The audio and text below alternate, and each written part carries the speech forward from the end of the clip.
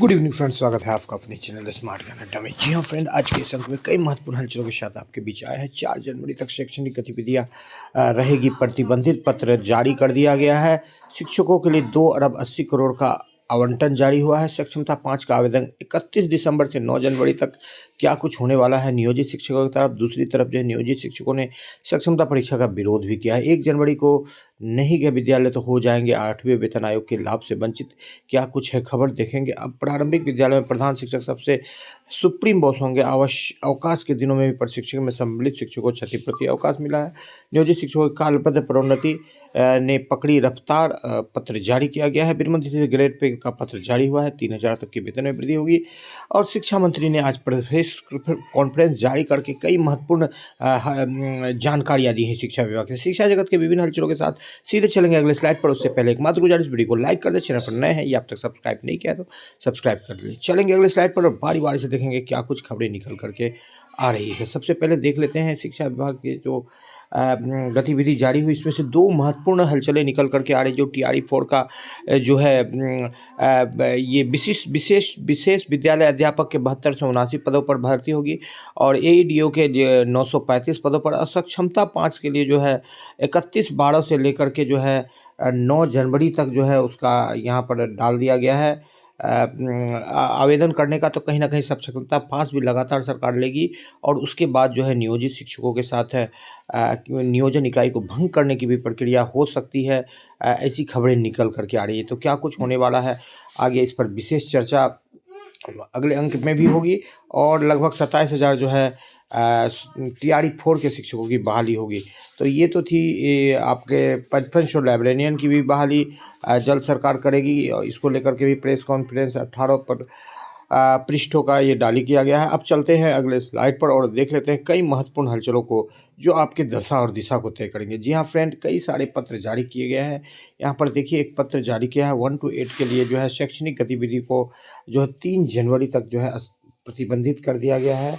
और यहाँ पर जो है छात्रों के लिए अवकाश रहेगा, लेकिन शिक्षक जो है विद्यालय में बनी रहेंगे। फिलहाल समस्तीपुर का पत्र है। कई जिलों से 3 जनवरी 4 जनवरी के पत्र निकले हैं। मुजफ्फरपुर से ये पत्र आया। पंचायती राज एवं नगर निकाय शिक्षकों को 12 वर्ष की सेवा पूर्ण करने के बाद जो है उनको अगले वेतन में प्रोन्नति का पत्र, प्रोन्नति का लगातार पत्र निकल रहा है, लेकिन उसको कार्य रूप में अमली जामा पहचाने तक दिक्कत है। प्रशिक्षण चर्या पूर्ण होने की तिथि से प्रशिक्षित वेतनमान का लाभ देने को लेकर के यहाँ पर पत्र जारी किया गया है। ये भी मुजफ्फरपुर का पत्र है। बिल्कुल बेहतर पत्र है। इन सारे पत्रों का जो ठंड के कारण भी जो है यहाँ पर 1 तारीख तक निजी कोचिंग संस्थानों को बंद किया गया है। और यहाँ पर जो प्रधान शिक्षक का निष्पक्ष पक्ष को रखा गया है और प्रधान शिक्षक को सुप्रीम बॉस बनाया गया है और नियमित शिक्षक से भी बढ़िया बनाया गया है। आपको बताते चले 1 जनवरी से कई नए बदलाव हो रहे हैं। 8वां वेतन आयोग, न्यूनतम वेतन 41,000 की संभावना है। डीए में भी बढ़ोतरी होगी। न्यूनतम दैनिक मजदूरी, आम लोगों को 4 लाख तक का कर मुक्त कर दिया गया है। टैक्स से रियायत दी गई है। किसान और खेती वाले के लिए पसंद विवाह 72 घंटे में करने का यहाँ पर जो है बात कही गई है। बैंकिंग और फाइनेंस में एटीएम शुल्क 23 ट्रांजैक्शन के बाद लगेगा। और एफडी के दर में 7.1 से 7.8 तक बढ़ोतरी होगी। एफडी की राशि में यूपीआई लिमिट अब 1 लाख खास कामों के लिए 5 लाख तक कर दिया गया है। तो इस तरह से कई महत्वपूर्ण जो है बदलाव यहाँ पर देखने के लिए मिले हैं। 1 जनवरी से लागू होंगे। वैशाली में कोचिंग संस्थानों को बंद करने का पत्र निकला है।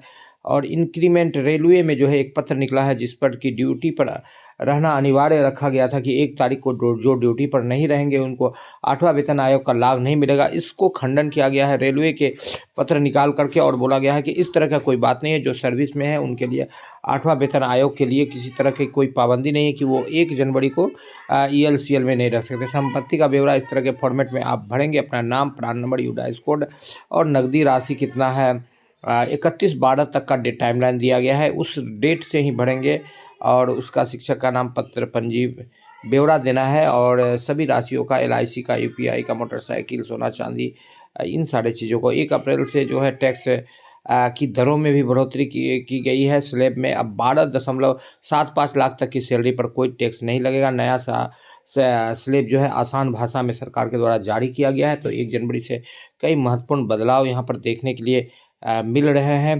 शिक्षक ट्रांसफ़र पॉलिसी 2026 में गृह जिला में ट्रांसफ़र संभव है। ऑनलाइन आवेदन 6 लाख शिक्षकों को मिलेगा लाभ। महिला और दिव्यांगों को प्राथमिकता मिलेगी। और महत्वपूर्ण सूचना, केंद्रीय कर्मचारी 1 जनवरी को छुट्टी नहीं ले सकेंगे। इस पर जो है रेलवे ने खंडन किया। अन्य विभागों का अभी भी खंडन बाकी है। फिलहाल 2 अरब 80 करोड़ का आवंटन जारी हुआ है। ये आंतरिक वित्तीय सलाहकार से जारी हुआ है। अक्षर योजना को लेकर के उसके सफल क्रियान्वयन हेतु ये आवंटन जारी किया गया है। और वैशाली से ये पत्र निकला है कोचिंग संस्थान को बंद करने को लेकर के। शिवहर से अभी प्रोन्नति को, कालबद्ध प्रोन्नति को लेकर के पत्र जारी किया गया है नियोजित शिक्षकों के लिए। और चलते हैं, देख लेते हैं अन्य महत्वपूर्ण हलचलों को। कई सारे हलचल निकल करके अवकाश का पत्र खगड़िया से भी जारी किया गया। नियमित शिक्षक को निलंबित कर दिया गया है। यहाँ प्रधान शिक्षक को लेकर के पूर्व में पत्र जारी किया गया था कि जहाँ नियमित शिक्षक है वहाँ प्रधान शिक्षक है रहने पर नियमित शिक्षक को चार्ज देंगे, लेकिन बाद में सरकार ने संशोधित करके प्रधान शिक्षक को चार्ज दिया। और जहाँ पर प्रधान शिक्षक को नियमित शिक्षक या अन्य शिक्षक चार्ज देने में आनाकानी कर रहे हैं, उनको निलंबन की कार्रवाई यहाँ पर की गई है। 4 जनवरी तक पहली क्लास से लेकर 8वीं क्लास तक के स्कूलों में नहीं होगी पढ़ाई। यहाँ पर जो बात निकल कर के आ रहे, शिक्षक बने हुए रहेंगे। तो कई तरह की महत्वपूर्ण हलचलें निकल कर आ रहे हैं। निजी और सरकारी विद्यालय को 4 जनवरी तक बंद रखने की यहाँ पर बात कही गई है। अब बात कर लेते हैं, 6 माह बाद भी शिक्षकों की वेतन संरचना तय नहीं हुई। कई जिलों से जो है विशिष्ट शिक्षकों की और प्रधान शिक्षकों की जो है पत्र निकला है फिक्सेशन को लेकर के, एरियर भुगतान को लेकर के, लेकिन अभी तक जो है पूरी तरह से सरकार जो है एरियर भुगतान में सफल नहीं नज़र आ रही है। फिलहाल वेतन भुगतान की प्रक्रिया जो है कहीं न कहीं थोड़ी सी पहले से जो है स्ट्रेंथन हुई है। 1 जनवरी से 5 जनवरी तक आपको दिसंबर का वेतन भुगतान होगा। और दिसंबर का वेतन भुगतान 58% डीए के साथ होगा। इसी उम्मीद के साथ कि आपको आपका मनचाहा हक मिले। सक्षमता 5 के लिए जो तैयारी करना चाहते हैं तैयारी कर लें। और अवकाश के दिनों में जो लोग ट्रेनिंग में गए थे उनको क्षतिपूर्ति अवकाश का पत्र जारी कर दिया गया है। आज के अंक में इतना ही। वीडियो पसंद आ रहा है तो लाइक कर दें। चैनल पर नए हैं या अब तक सब्सक्राइब नहीं किया तो सब्सक्राइब कर दें।